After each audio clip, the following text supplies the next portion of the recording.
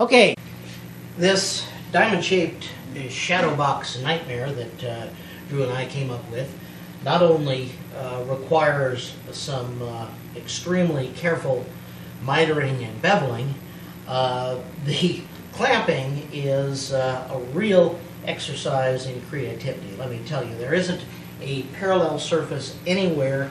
There wasn't a clamp that we applied just simply. Everything needed some sort of jig. And I'm going to show you what we did, because it's quite a bit of this could be helpful when you run into these situations in your own workshop. If you've got a clamping problem in front of you, remember three things. Okay, number one, almost all clamping in your workshop is done with wedges. That is, just simple wedges like this. Look around you. All the clamps that you use probably have screws or bolts in them. These are nothing more than wedges wound around a cylinder. Even some of the bar clamps you have that may work with levers also have screws attached to them in some way. So you're using these wedges and the friction that the wedge will stick and apply pressure almost every time you glue two things together.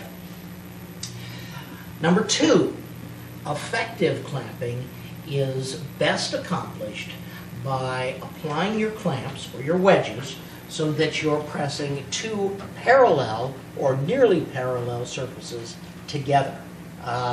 You can get away with these surfaces being not quite parallel. For example, the foot on this C-clamp, as you can see, tilts back and forth 10 to 15 degrees. So you can, it will adjust a little bit. You can get away a little bit more with hand screws.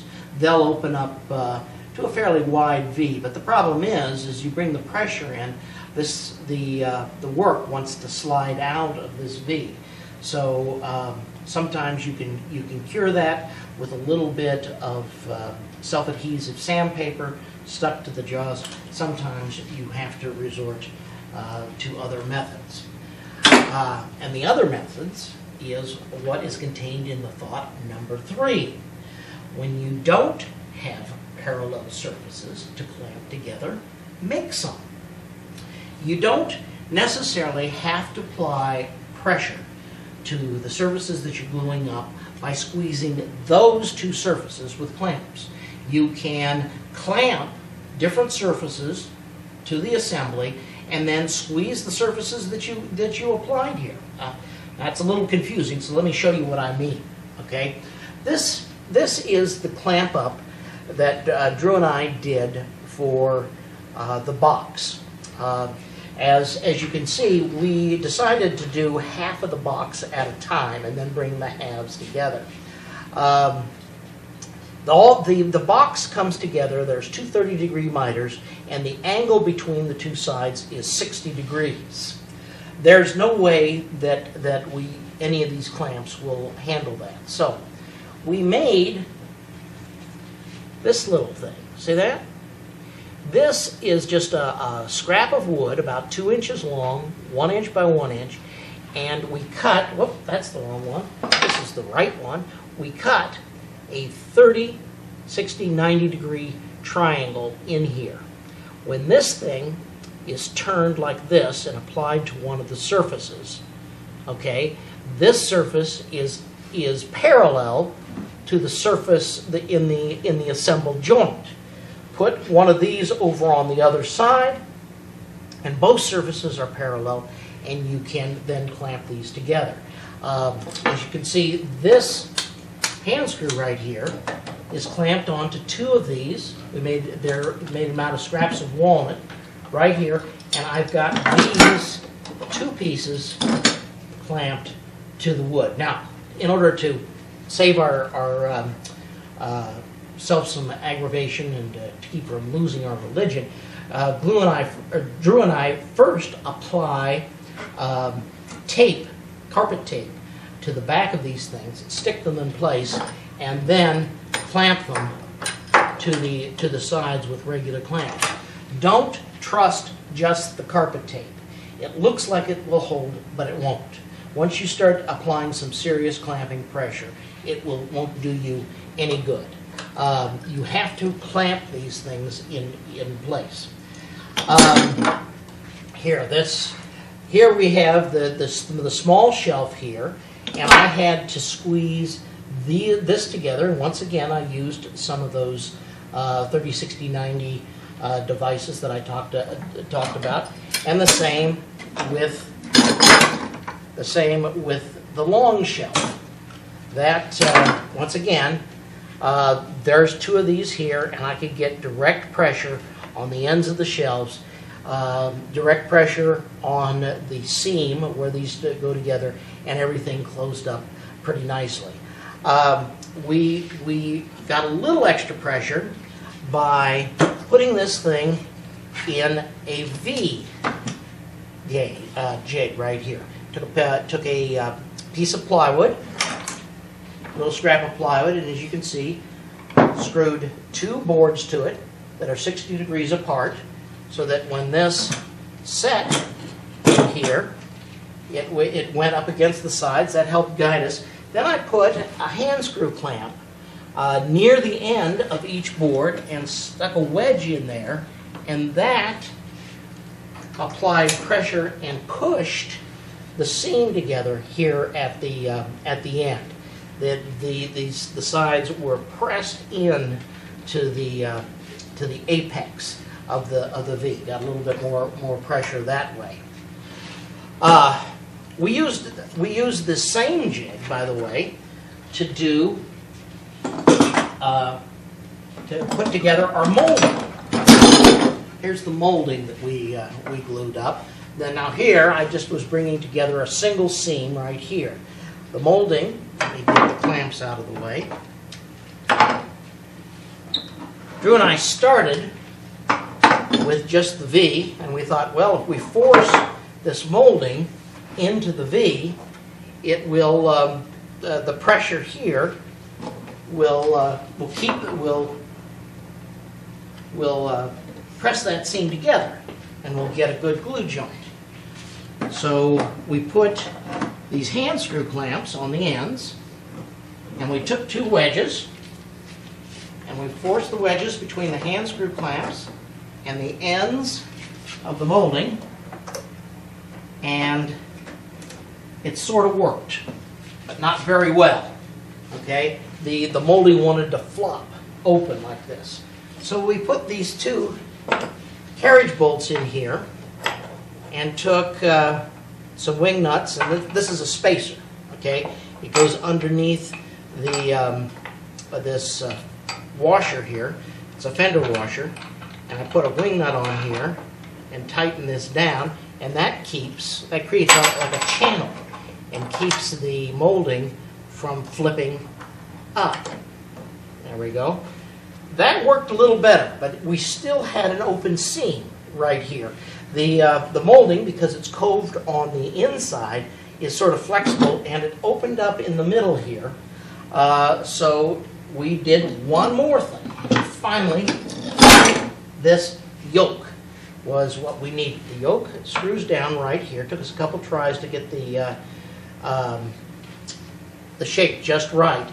And here we have an edge that is parallel to the surface of the molding. Okay, and we then took and simply shoved wedges in under that edge to apply pressure, and that closed up the seam really nicely. So, incidentally, a little tip while I'm moving on to the next part of this. All of these assemblies had some component of end grain in them. You can look at this molding here, and you'll notice that we've got nothing but end grain here in this glue seam, yet it's pretty tight.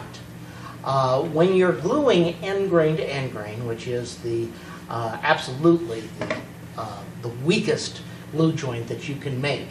You can get a lot more strength in it if you first apply a thin film of glue to both surfaces and then let that set up for 10 to 15 minutes. The glue will start to form a matrix. It will partially seal the end grain. Then when you get ready to actually do the glue up, apply more glue, and that partially reacted glue will prevent the end grain from wicking up the glue, and the glue joint won't be starved. There will be plenty of glue in the joint, and you'll get a much stronger bond. Okay, last problem that we had was how do we glue the sides here, the sides, to the molding,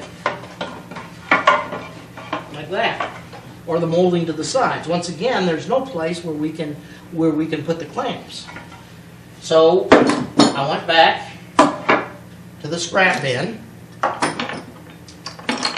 and made some more of these little doodads. But this time, I didn't make the 30, 60, 90 triangles. The molding is sloped at 45 degrees. So, and I wanted to clamp this molding to the sides here, which are flat. Okay, so when I put this on here and then attach this to the molding, that 45-degree surface right there, okay, is parallel to the surface of the box. Okay, it looks like a pretty good plan, except that we were shy one thing. Okay, where do I clamp this down? Originally, I just put a caul under here. A caul is just a scrap of wood that prevents the clamp from marring the surface. I put a caul under here and clamp this down. Okay, we gotta. The caul, it worked, but the clamp was in the way of the other clamps that I needed to clamp the piece together. So then I went and I made yet a third piece. This has got a 30, 60, 90 triangle on it. This piece fits here. That piece fits there. Okay, the two pieces get clamped together like this. Okay, and that holds the surface on to the molding that I need to put it attach it to the box. You can see the whole rigmarole right here. Okay, this is the molding clamped to the sides of the box. The clamps here in front hold the clamping surfaces, and then in the back here, okay, I used deep throat C-clamps to sneak in from the back and clamp the molding to the box itself. Sort of a, there you go. You can see once again I use scraps of walnut here, and you can see the two pieces. This is the little piece that fits over the edge of the molding, and this is the piece that is the actual clamping surface.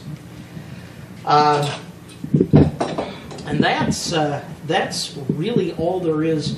All there is to it. Clamping is a fairly simple process. You just sometimes have to think out of the box and not think about, hey, I've got to apply clamps to the surfaces that I'm gluing. That's not the problem at all. You have to apply pressure to press those two surfaces together. All glue except epoxy cures best under pressure, forms the strongest bond under pressure. And all you need to do is get those two pieces pressed together. And if you have to apply or temporary surfaces to something in order to do that, so be it. Of course, you also have to have enough clamps to do all of this. I actually had to go out and buy more of these deep-throated C-clamps because we only had 2 here in the shop. But hey, you can never have enough clamps. Okay, we'll get on with this in just a little bit, but I'm going to leave you now for Drew's interlude.